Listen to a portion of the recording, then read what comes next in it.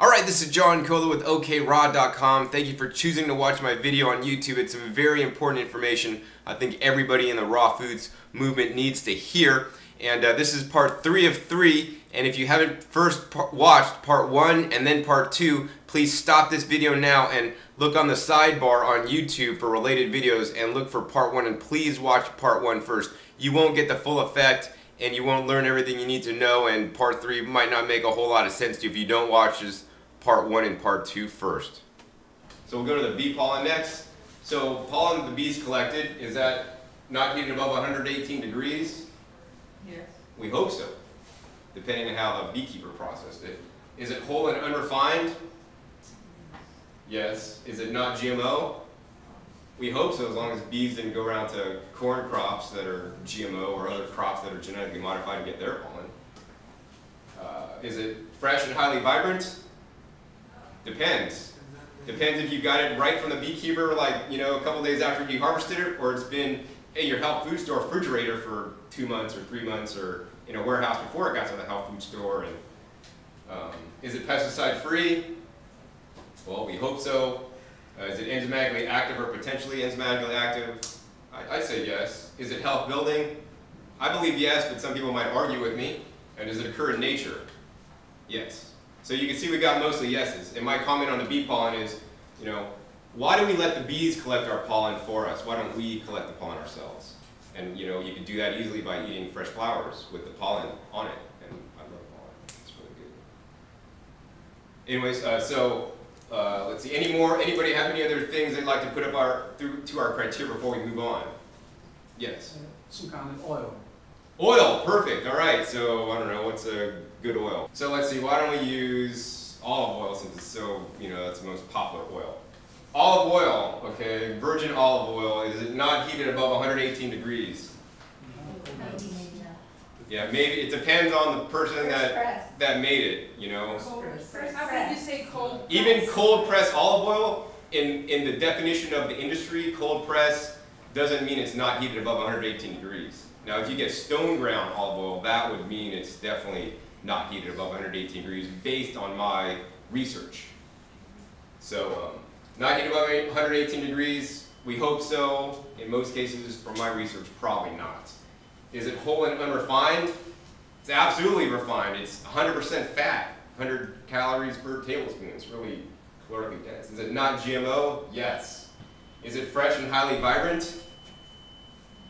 Probably not. It's probably not fresh pressed.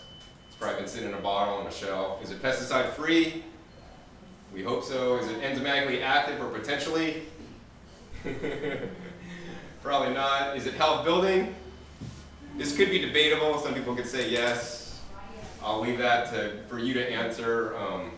In general, I don't think olive oil is well, it depends where you're at in your journey, but yeah. Anyways, well, occurs in nature. Does olive oil naturally occur in nature? Are there olive oil trees that you just pluck olive oil bottles off of? No. So my comment on the oils is, we got some yeses, a lot of nos.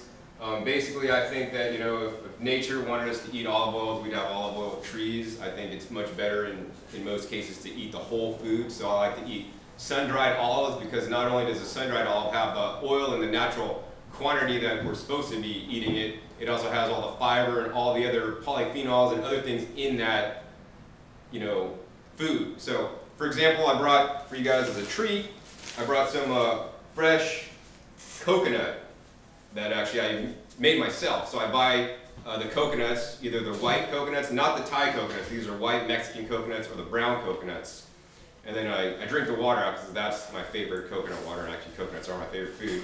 But what I do is I take out, I have a grater, and I grate out the meat on the inside, then I dehydrate this at under 118 degrees. So this is truly raw, full fat coconut flakes. And actually, if you ran this through like a juicer, we could make our own coconut butter. That would be raw. And actually, we could also make our own coconut oil with this, because they are all full fat. Now, if you buy these same coconut flakes in the bulk bins, number one, they're really bright white. And I'm assured that they're bleached to have sulfide, because I've eaten those on some occasions and I break out. Even though I've been to manufacturers and they swear that it hasn't been. And number two, they say it's raw, but I would definitely say it's not raw. I mean, you'll taste, when you taste this, and you probably will use that stuff in the bulk beans again, but you'll know what raw stuff really should taste like, because you know, all this, the industry is just trying to sell you a product that's not going to spoil on the shelves, and it's maybe not the best for us, because maybe it's, you know, like it's like basically what I heard was that those flakes are the press cake of the coconut oil industry, so they have no oil in them. So that's why they taste dry and gritty and not so good, but that's what we got used to.